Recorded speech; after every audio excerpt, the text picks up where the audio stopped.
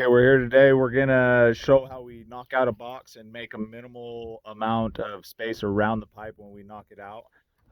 Right there on the bottom of that is a mark for our flow line.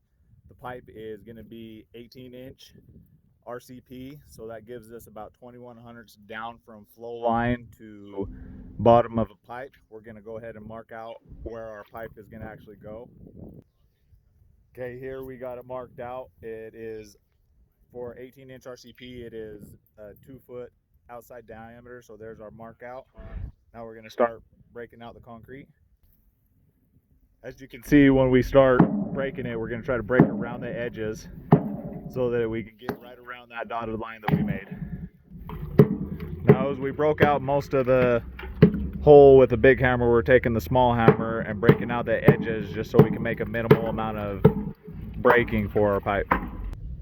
Okay, one thing I want to point out, when you're breaking out these holes on a concrete knockout box, we need to smack down all these little wires, make sure that they're not going in or out, so that when we grout it, that somebody does not cut themselves on it. Now when we get our pipe put into the box, this is what we are trying to achieve with a minimal amount of gap. So when we pour concrete, it does not flow inside this crack and fill into our box. And then here is an inside view. We try to make the pipe flush. As you can see on this box, all the pipes are flush, and it makes it easier for us to grout.